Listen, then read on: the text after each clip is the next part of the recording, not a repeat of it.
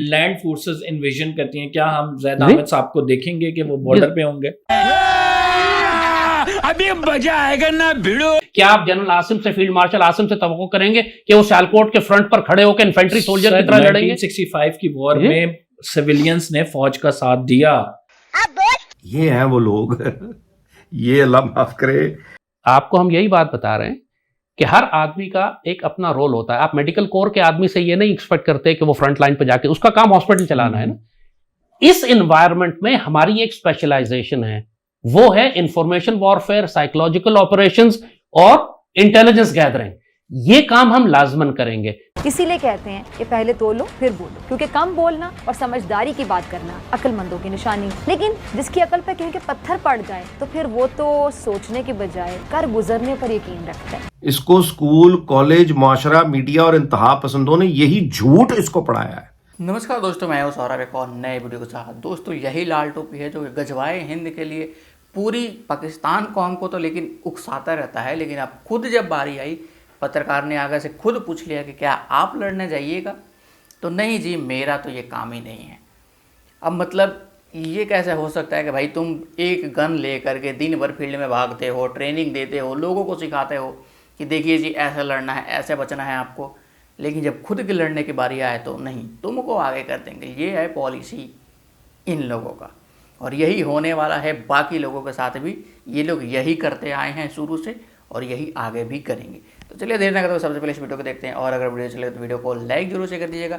Channel पर ना तो चैनल को सब्सक्राइब कर लीजिएगा, बेल आइकन प्रेस करना ना भूलिए, ताकि यार आने वाली लेटेस्ट वीडियो का नोटिफिकेशन आपको मिल जाए। और अपनी राय कमेंट्स में जरूर से दीजिए। तो चलिए सबसे पहले इस वीडियो को स्टार्ट करते हैं, फिर मिलते हैं वीडियो का।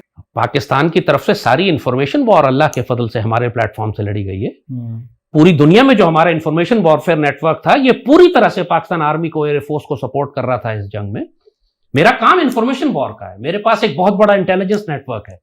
खुद पाक फजाइया ने हमसे रिक्वेस्ट की इस जंग के दौरान में कि आप हमें इंडिया के अंदर से इंटेलिजेंस ला के दे। जब जहाज मार के गिराया, जिस रात को पाकिस्तानी कौम को पता भी नहीं था, पाक फजाइया ने हमसे कहा कि आप इंडिया में और कश्मीर में अपने सोर्सेज से पता करें, इंडियन सोशल मीडिया पे या ऑन ग्राउंड इंटेलिजेंस क्या है कि जहाज कहां कहां गिरे। हमने उनको बताया कि ये खबर आई है कि बठिंडा के पास एक गिरा है, तो यहां गिरा है, तो यहां गिरा है। मैं ये बात हम पहले भी कह चुके हैं।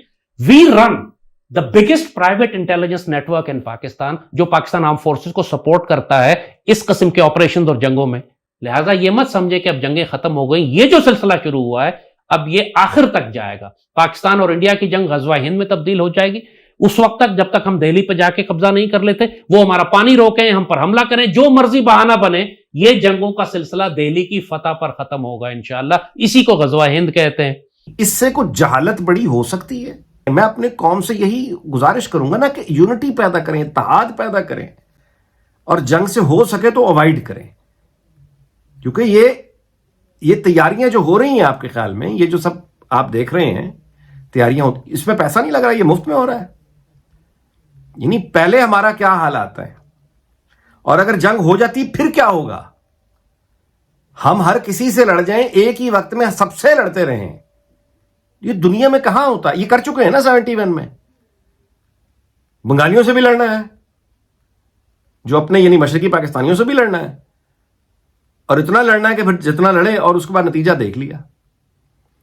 उस वक्त जो तराने गाए जा रहे थे, उस वक्त जो अखबारों में खबरें छप रही थी, उस वक्त जो हमारी मतलब सारा जो हमारे मामलात थे, उनको सुन के, उनको पढ़ के लगता था कि ये कभी हार जाएंगे। फिर क्या हुआ। अब ये बात जब दर्दे दिल से की जाए कि भाई, और ये सब गुफ्तगू करने के बाद मैं गुजारिश क्या करता हूं कि इत्तेहाद का वक्त है।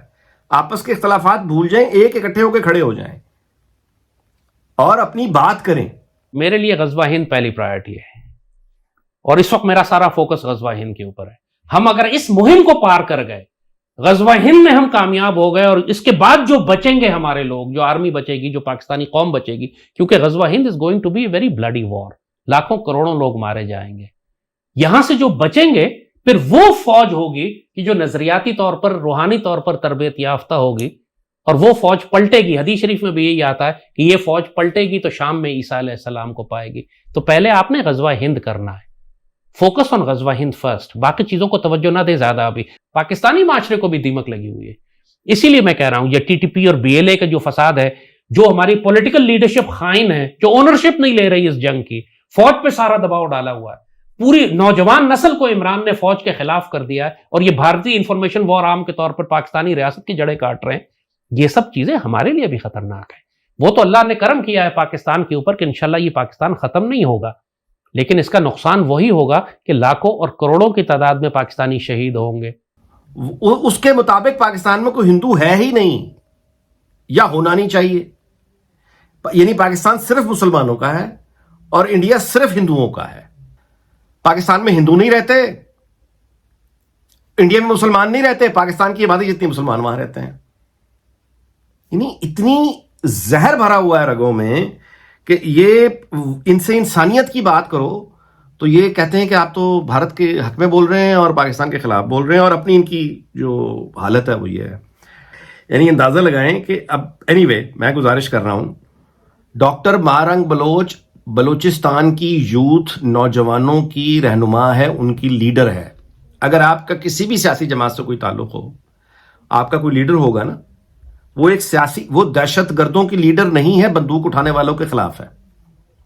उसके बाद उनकी ज्यादतियों का अजाला, दुखों का अजाला करें। जब भारत ये अनाउंस कर चुका है कि वो बलोचों की मदद करेगा, आप कितनों को गोलियां मारेंगे ये बता दें, कितनों को गोलियां मारेंगे।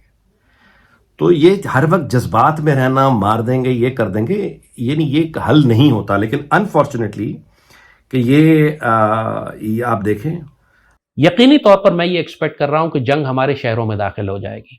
ये टीटीपी और BLA, and for that we are ready.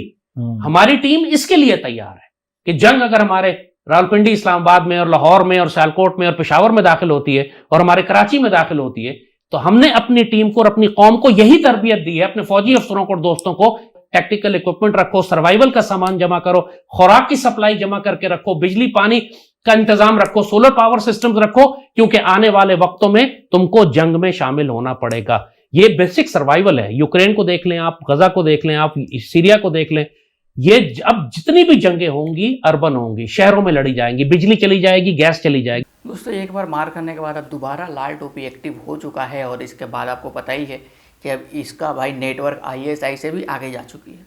Bharat के अंदर से सारी सीक्रेट हवाले की जितनी भी खबरें हैं सब पाकिस्तानी फोर्स को प्रोवाइड करवाता रहा है ये ऑपरेशन सिंदूर के दौरान, और अब आने वाले टाइम में भी भाई फोर्स के साथ ये जुड़ा हुआ है और ये खबरें बताते रह रहा है कि देखो भाई इंडिया वाले कितने बार गए हैं, कितने बार आए हैं, कितने बार धोए हैं, कितने बार नहीं धोए हैं। सारी खबरें लाल टोपी के पास है और यही खबर ये पाक फौज को बताते चल रहा है।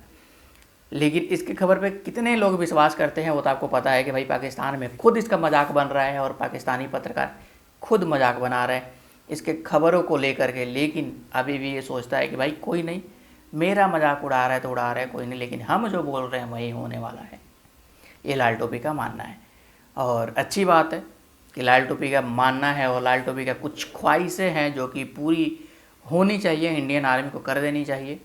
और कितना वो सच होता है वो तो आने वाले टाइम में पता चल जाएगा।